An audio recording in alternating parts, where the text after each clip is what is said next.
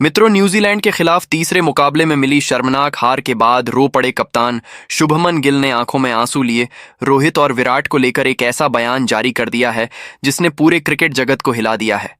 जी हां मित्रों, भारतीय टीम को तीसरे वनडे मुकाबले में न्यूजीलैंड के हाथों करारी हार का सामना करना पड़ा और भारत को इस सीरीज से हाथ धोना पड़ा।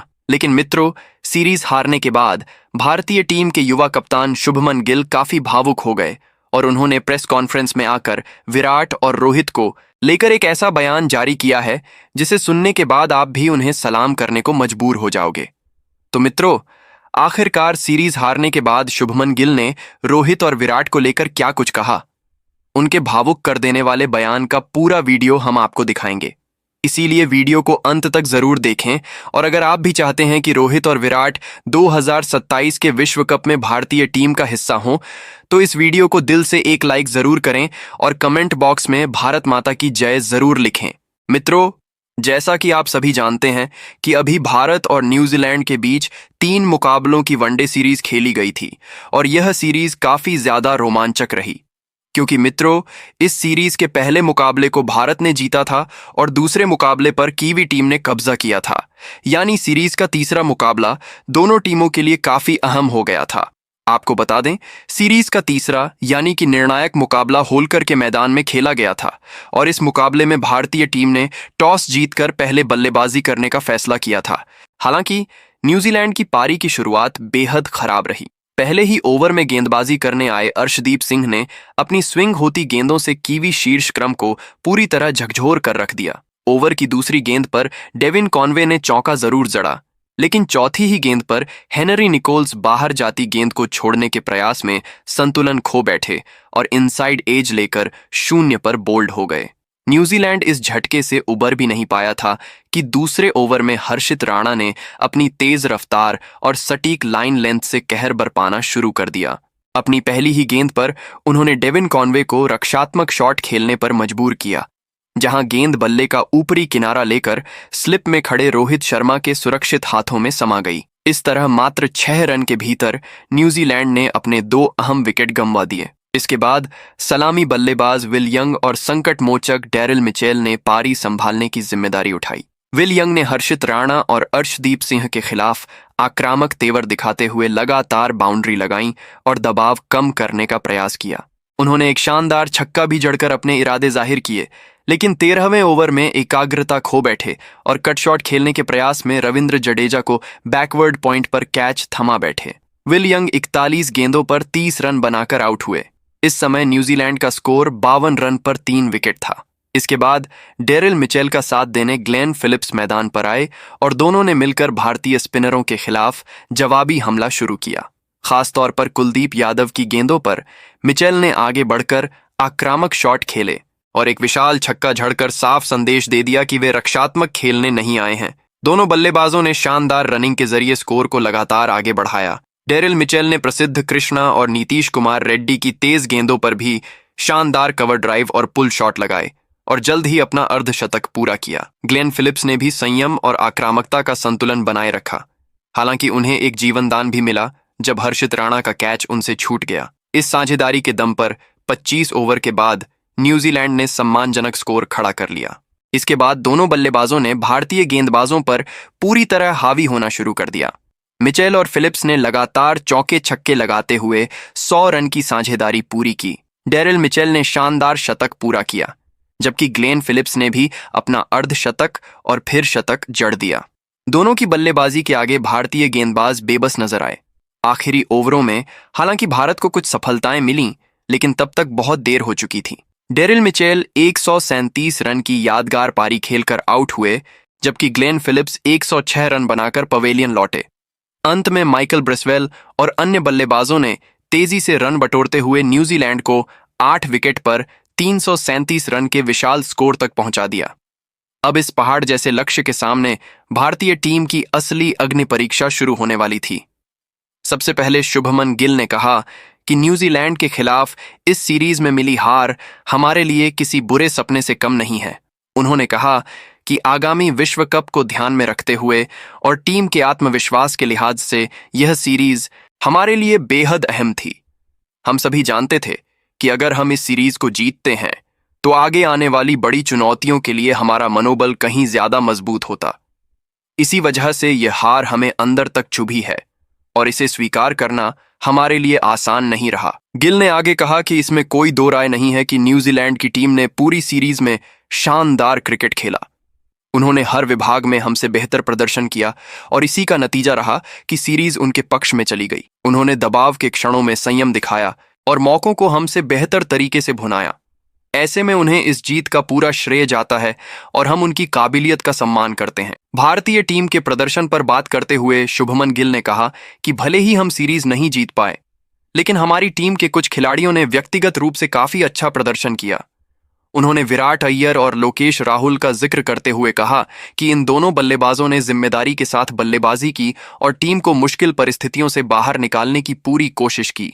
ऐसे प्रदर्शन यह दिखाते हैं कि टीम में प्रतिभा की कोई कमी नहीं है, बस हमें सामूहिक रूप से बेहतर प्रदर्शन करने की जरूरत है।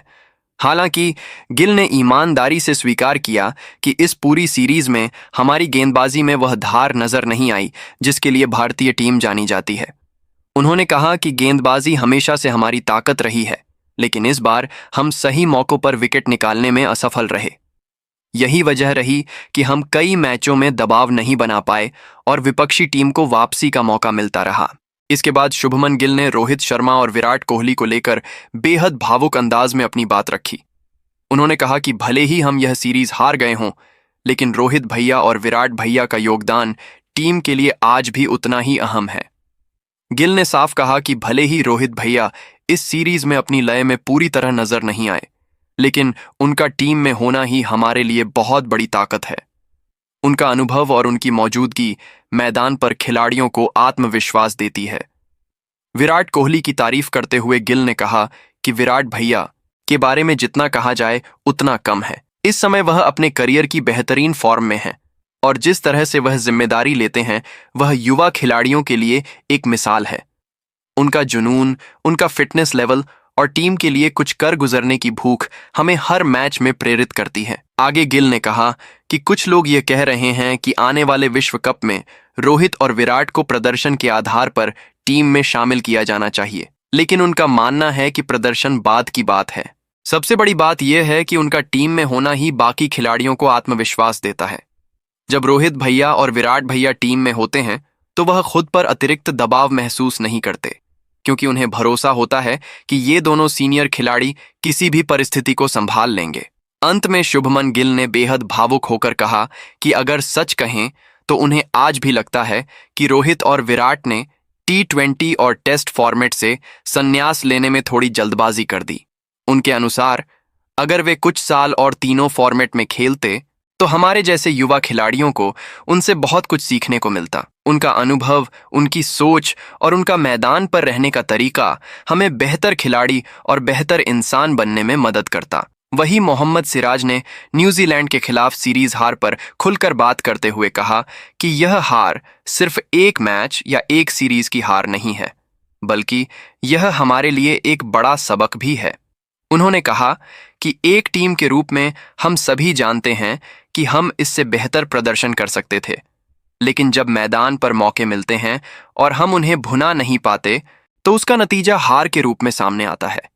इस सीरीज ने हमें आईना दिखाया है कि हमें किन क्षेत्रों में और ज्यादा मेहनत करने की जरूरत है। सिराज ने आगे कहा कि गेंदबाजी यूनिट होने के नाते ये जिम्मेदारी हमारी ज्यादा बनती है कि हम टीम को शुरुआती बढ़त दिलाएं। उन्होंने ईमानदारी से स्वीकार किया कि इस सीरीज में हम वह दबाव नहीं बना पाए जिसके लिए भारतीय गेंदबाज ही जानी जाती है।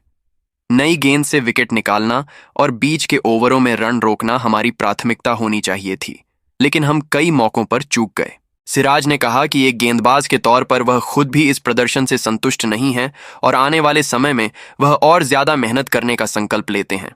भारतीय बल्लेबाजों पर बात करते हुए सिराज ने कहा कि टीम में युवा और अनुभवी खिलाड़ियों का बेहतरीन संतुलन है। उन्होंने कहा कि विराट कोहली और रोहित शर्मा जैसे खिलाड़ी सिर्फ रन बनाने के लिए नहीं जाने जाते, बल्कि उनकी मौजूदगी ही टीम को एक अलग ऊर्जा देती है। सिराज ने कहा कि जब आप ड्रेसिंग रूम में ऐसे खिलाड़ियों को देखते हैं जिन्होंने सालों तक देश के लिए मैच जिताए हैं, तो अपने आप ही खेलने का जोश बढ़ जाता है और जिम्मेदारी का एहसास भी होता है। रोहित शर्मा को लेकर सिराज ने कहा कि वह सिर्फ एक कप्तान नहीं, बल्कि पूरी टीम के लिए एक मार्गदर्शक हैं। मैदान पर उनका शांत स्वभाव और खिलाड़ियों पर भरोसा बनाए रखना मुश्किल हालात में भी टीम को संभाले रखता है। सिराज ने कहा कि कई बार जब चीजें हमारे पक्ष में नहीं जाती, तब रोहित भाई का एक छोटा सा इशारा या कुछ शब्द हमें फिर से फोकस करने में मदद करता है। विराट कोहली की तारीफ करते हुए सिराज ने कहा कि विराट भाई की सबसे बड़ी ताकत उनका जुनून है। चाहे वह मैदान पर हो या बाहर, वह हर खिलाड़ी से 100% देने की उम्मीद रखते हैं। सिराज ने कहा कि विराट जैसे खिलाड़ी से सीखने का मौका मिलना किसी सौभाग्य से कम नहीं है। उनका फिटनेस स्तर, उनकी तैयारी और उनका आत्मविश्वास युवा खिलाड़ियों के लिए एक उदाहरण है। आने वाले विश्व कप को लेकर सिराज ने कहा कि यह हार हमें कमजोर नहीं बनाती, बल्कि हमें मजबूत बनने का मौका देती है। उन्होंने कहा कि टीम में जो अनुभव और युवा जोश है, अगर वह एक साथ सही दिशा में काम करे तो हम किसी भी टीम को चुनौती दे सकते हैं। सिराज ने भरोसा जताया कि आने वाले समय में भारतीय टीम और ज्यादा मजबूत होकर वापसी करेगी। अंत में सिराज ने कहा कि हार से डरने की जरूरत नहीं है, बल्कि उससे सीख लेने की जरूरत है।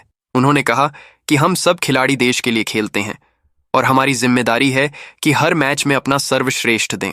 ये सीरीज भले ही हमारे हाथ से निकल गई हो, लेकिन इससे मिली सीख हमें आने वाली बड़ी प्रतियोगिताओं में जरूर काम आएगी। लेकिन मित्रों, आप सभी को क्या लगता है कि इस हार का असली जिम्मेदार कौन है? अपनी राय हमें कमेंट करके जरूर दें।